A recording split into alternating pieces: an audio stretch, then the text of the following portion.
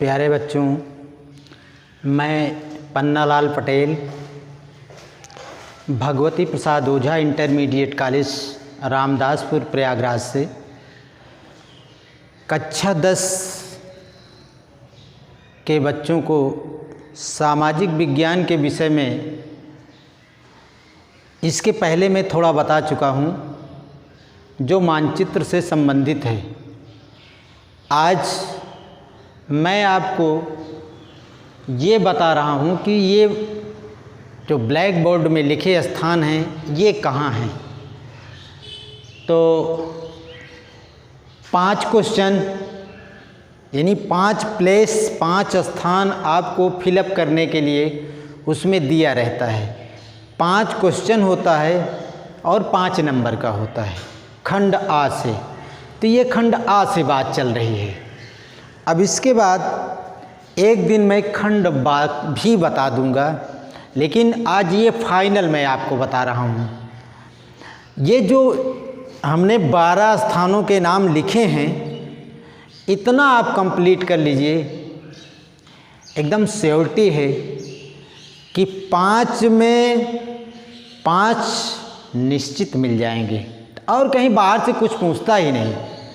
कुछ 2-4 प्लेस और हैं जो इम्पॉर्टेंट टाइप हैं, वो भी किसी दिन फाइनल हो जाएगा, लेकिन जो मोस्ट इम्पॉर्टेंट है मानचित्र से संबंधित एक नज़र उसको आज देख लीजिए। देखिए, हमने ब्लैक बोर्ड पर लिखा है स्वर्ण मंदिर।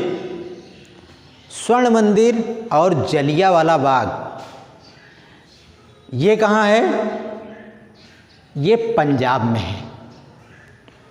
पंजाब में कहाँ है? अमृतसर ज़िले में। आवश्यकता इस बात की है, आपको इस मानचित्र में ये देखना है कि पंजाब कहाँ है। पंजाब, जहाँ पंजाब है पंजाब ही में तो होगा, ना कि इधर अरुणाचल प्रदेश में हो जाएगा। तो देखिए, मैं आपको बता रहा हूँ, आप इस वीडियो के माध्यम से इसको समझिए। कहीं प्रॉब्लम होती है उसको आप कमेंट करके बताइए। तो देखिए, ये जम्मू कश्मीर है, जम्मू एंड कश्मीर। मोटा आंकड़ा मैं आपको बता दे रहा हूँ, जम्मू और कश्मीर है, यहाँ से विशेष कुछ नहीं पूछा जाता है, मैं बता भी चुका हूँ। उसके नीचे आएंगे, ये आपका पंजाब पड़ जाता है। पंजाब, पंजाब से 2 चीज़ें पूछता है इम्पॉर्टेंट के रूप में। वो क्या है? नंबर 1 जलियांवाला बाग और स्वर्ण मंदिर। दोनों में से एक ही पूछता है, जब भी पूछता है, लेकिन पूछता है। ये दूसरे स्थान पर आता है। बोर्ड की परीक्षाओं के नज़र से अगर देखा जाए तो यह दूसरे नंबर पर आता है, जो सबसे ज़्यादा बार पूछा गया है मानचित्र में। तो इसमें एक स्वर्ण मंदिर होगा और एक जलियांवाला बाग। ये अब इसमें लिखेंगे तो समय ज़्यादा वेस्ट हो जाएगा। आप समझिए, ये चाहे इसको स्वर्ण मंदिर कर दीजिए चाहे जलियांवाला बाग, मेन पॉइंट ये है, इसी ज़िले में है। तो इसी तरह से आपको दर्शाना है। ये तो 2 हैं, दोनों को मैंने एक साथ दर्शा दिया है, और एक ही पूछता है तो एक को इस तरह से बताना है। जैसे सिंगल जलियांवाला बाग पूछा है तो इसको एरो करके यहाँ जलियांवाला बाग लिख दीजिए, नंबर 1, इस तरह से। तो पंजाब से स्वर्ण मंदिर और जलियांवाला बाग। उसके बाद पूछता है महात्मा गांधी का जन्म कहाँ हुआ था। तो महात्मा गांधी का जन्म कहाँ पर हुआ था? पोरबंदर में। पोरबंदर कहाँ पड़ता है? गुजरात में। अब गुजरात में पोरबंदर कहाँ पड़ेगा, ये आपको यहीं समझना है। बस इतना सा समझ लीजिए, मानचित्र आपका पूरा है। ये देखिए,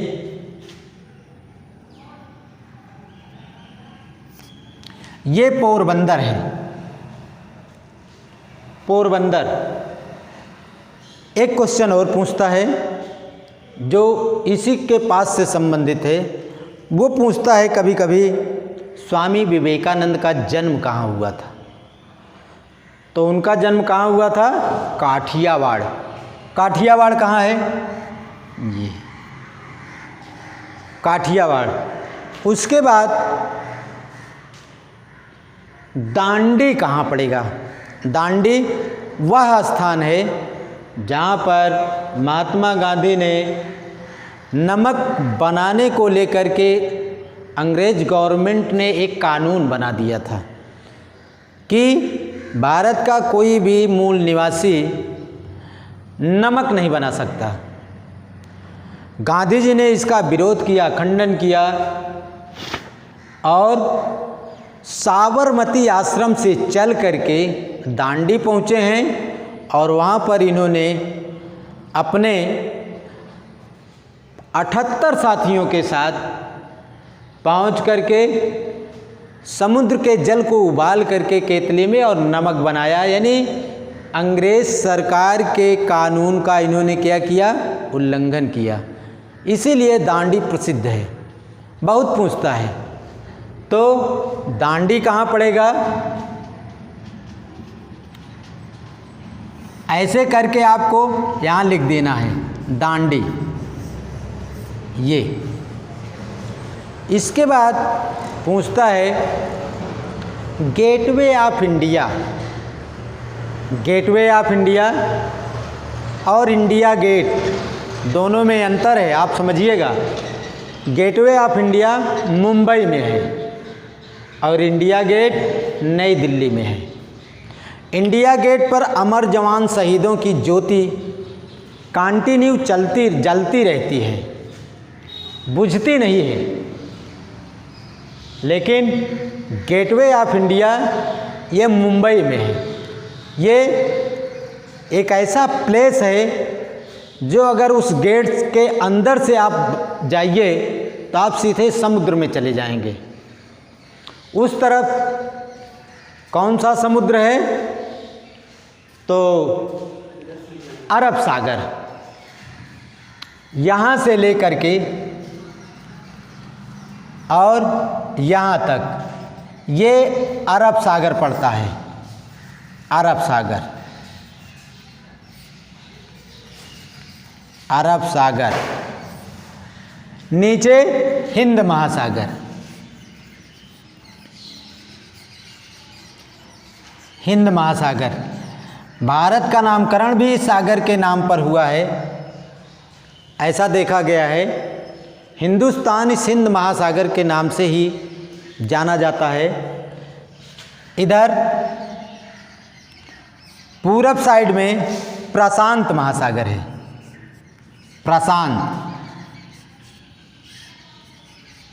प्रशांत महासागर। यानी भारत 3 और महासागरों से घिरा हुआ है। एशिया में यह भारत एक ऐसा स्थान है जो कि 3 ओर से घिरा हुआ है समुद्र से। उत्तरी सिरे पर हिमालय पर्वत है जो नेपाल में पड़ता है, चाइना साइड में। इसकी भौगोलिक जो बनावट है, जो इसकी विभिन्नता है, इसी आधार पर भारत को एक उपमहाद्वीप की संज्ञा दी जाती है। फिलहाल इधर देखिए अब gateway of India. Gateway of India कहाँ पड़ेगा? ये पड़ेगा मुंबई में, महाराष्ट्र।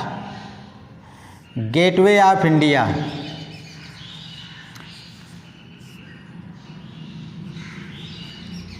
मुंबई में। इसके बाद खंभात की खाड़ी भी है। खंभात की खाड़ी ये कहाँ है? ये तो गुजरात में है। गुजरात में खंभात की खाड़ी एक ऐसा स्थान है जहाँ भारत की मात्र 2 नदियाँ, नर्मदा और ताप्ती, ये अमरकंटक की पहाड़ियों से निकलती हुई बहती हुई अपने काफ़ी अवसाद लेकर के ये जाकर खंभात की खाड़ी में गिरती हैं, अरब सागर में। यहाँ पर एक क्वेश्चन बनता है, एक क्वेश्चन नहीं बनता, कम से कम 2-3 क्वेश्चन बन जाते हैं। वह कौन सा, वह कौन सी नदी है जो पश्चिम की तरफ बहती है? पश्चिम की, दूसरा क्वेश्चन, पश्चिम की तरफ बहती हुई जो नदियां हैं वह कहाँ जा कर के गिरती हैं? हाँ, तो कहाँ जा कर के गिरती हैं? खंभात की खाड़ी में। एक क्वेश्चन तीसरा जो बनता है वो बनता है कि नर्मदा और ताप्ती नदियाँ किस महासागर में गिरती हैं? तो किस में गिरती है? अरब महासागर में। 3 क्वेश्चन, बात नर्मदा और ताप्ती से संबंधित है।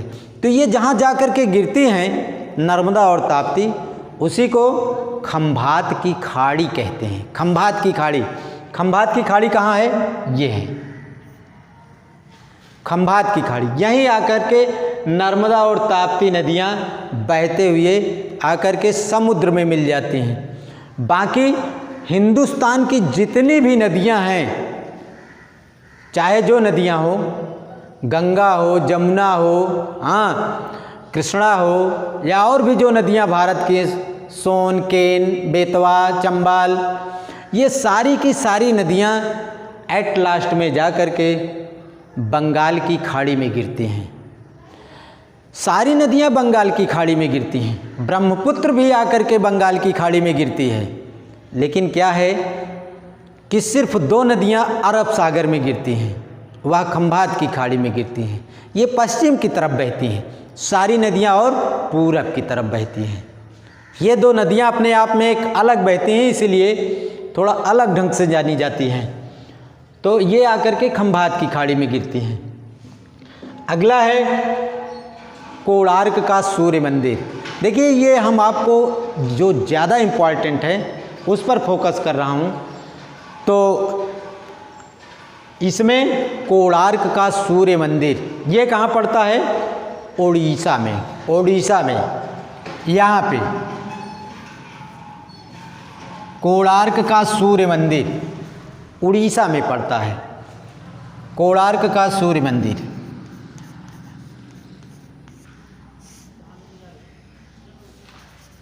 कोणार्क का सूर्य मंदिर ऐसा है, इम्पॉर्टेंट में है, इसलिए इसको मैं बता दे रहा हूँ। कोणार्क का सूर्य मंदिर उड़ीसा से एक क्वेश्चन पूछता है। कोणार्क का सूर्य मंदिर और लिंगराज मंदिर। लिंगराज मंदिर ये कहाँ है? भुवनेश्वर में है। ये भी यही है, लिंगराज मंदिर, भुवनेश्वर का लिंगराज मंदिर। तो इसके बाद लिंगराज मंदिर, तीसरा इसमें पूछता है उड़ीसा से संबंधित चिल्का झील। चिल्का झील कहाँ है? ये भी कहाँ है? उड़ीसा में। ओडिशा में। तो यहाँ पर चिल्का झील है, चिल्का झील।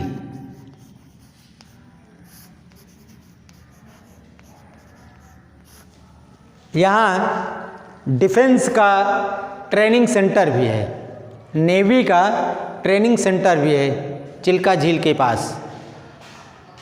इसके बाद पूछता है महात्मा बुद्ध का जन्म कहाँ हुआ। महात्मा बुद्ध का जन्म उस दिन हमने बताया था अगले टर्न पर कि महात्मा बुद्ध का जन्म ये भी बहुत ज़्यादा बार पूछता है। कहाँ हुआ है? ये हुआ है लुम्बिनी में। अगर पूछेगा उसमें तो इस तरह से पूछेगा, वह स्थान जहाँ महात्मा बुद्ध का जन्म हुआ, लुम्बिनी। लुम्बिनी कहाँ पड़ेगा ये मैं आपको बता रहा हूँ। देखिए,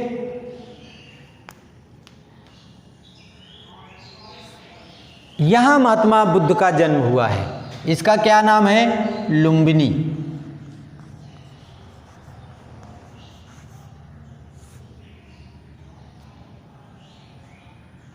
लुम्बिनी, फेमस। दूसरी बात, चौरी चौरा। चौरी चौरा ठीक इसी के नीचे गोरखपुर। चौरी चौरा कहाँ है? गोरखपुर में है। तो यहाँ पर देखा जाए तो दोनों आमने सामने हैं। एक आप याद रखिए, दूसरा अपने आप याद हो जाएगा। चौरी चौरा लुम्बिनी, लेकिन लुम्बिनी कहाँ है? नेपाल में है, इसका ध्यान रखिए। तो ऊपर लुम्बिनी हो गया, नीचे क्या है? चौरी चौरा। चौरी चौरा में क्या हुआ था? अगले टर्म पर मैंने बताया था, यहाँ पर उग्र भीड़ ने 1921 में 5 फरवरी 1922 में 5 फरवरी 1922 को एक उग्र भीड़ ने चौरी चौरा नामक पुलिस चौकी में 21 पुलिसकर्मियों को बंद करके और आग लगा दिया था। सारे के सारे लोग उसी में जल करके मर गए थे। तब से ये फेमस हो गया चौरी चौरा नामक स्थान। इससे क्षुब्ध हो करके, क्योंकि महात्मा गांधी अहिंसा के खिलाफ थे, जब इस तरह से हो गया, वहाँ पर 21 पुलिसकर्मियों को थाने में बंद करके फूंक दिया गया, तो महात्मा गांधी ने अपना सविनय अवज्ञा आंदोलन स्थगित कर दिया था। क्यों? क्योंकि उनकी थियरी में अहिंसा शब्द था, लेकिन हिंसा नहीं था। अहिंसा के पुजारी थे महात्मा गांधी, इसीलिए इन्होंने उस आंदोलन को स्थगित कर दिया था। अगले, गंगा यमुना सरस्वती, बहुत ही फेमस स्थान है। गंगा यमुना सरस्वती ये नदियाँ कहाँ पड़ती हैं? प्रयागराज में। तो ऐसा कहा जाता है, हमारे यहाँ पुराणों में इसका उल्लेख है, गंगा और यमुना का जहाँ मिलन होता है वहीं एक तीसरी नदी हो जाती है सरस्वती। तो गंगा यमुना का जो मिलन होता है उसको संगम के नाम से जाना जाता है। गंगा यमुना का जहाँ मिलन होता है वह स्थान संगम है, जो इलाहाबाद में है। पूरे हिंदुस्तान में गंगा और यमुना का मिलन किसी स्थान पर हुआ नहीं है। अलकनंदा ये हरिद्वार में आकर के मिलते हैं गंगा से, अलकनंदा। इसके बाद पश्चिमी बंगाल में गंगा से आकर के ब्रह्मपुत्र मिलती हैं, जिसको पद्मा के नाम से जाना जाता है उस प्लेस को। और गंगा में जमुना जहाँ आकर के मिलती हैं वह स्थान संगम के नाम से जाना जाता है, जो कहाँ है? सिर्फ और सिर्फ इलाहाबाद के प्रयागराज, यानी इलाहाबाद प्रयागराज हो गया है, वह प्रयागराज के नाम से जाना जाता है, जहाँ पर 6 वर्ष में अर्धकुंभ और 12 वर्ष में कुंभ का मेला लगता है। देश विदेश से लोग यहाँ आते हैं और अपना एक तरह से कल्पवास करते हैं, मोक्ष के लिए प्रयासरत रहते हैं कि हमारा किसी तरह मोक्ष हो जाए, कल्याण हो जाए। तो गंगा यमुना का संगम इलाहाबाद प्रयागराज में हो रहा है। वह प्लेस कहाँ पड़ेगा? ये, इसको आप संगम के नाम से जानेंगे। संगम यानी गंगा यमुना का मिलन। ये इम्पॉर्टेंट चीज़ें हैं, इसको आप समझ लीजिए। जो इसको समझ लेगा उसको प्रॉब्लम नहीं होगी मानचित्र के लिए, इधर उधर झांकना नहीं पड़ेगा। तो जो बहुत ज़्यादा इम्पॉर्टेंट मैं समझता था, अब तक लगभग 10-12 वर्षों से मैं परीक्षा ले भी रहा हूँ और मूल्यांकन भी कर रहा हूँ। तो इस तरह से देखा जाए तो ये मेरा अनुभव है, और इससे ज़्यादा कहीं कुछ पूछता नहीं है। अब अगले टर्न पर ये तो खंड आ हो गया,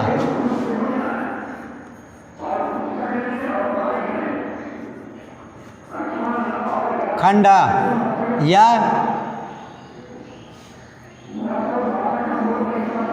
सेक्शन ए कहिए, खंड आ अथवा सेक्शन ए। कल मैं आपको बताऊंगा खंड बा सेक्शन बी, उसमें क्या पूछा जाता है। तो आप अच्छे से मन लगा करके समझिए। नहीं समझ में आता है तो किसी भी समय हमसे आप संपर्क करके समाधान आप उसका कर सकते हैं। आज बस इतना ही, कल मैं खंड बा के बारे में आपको बताऊंगा।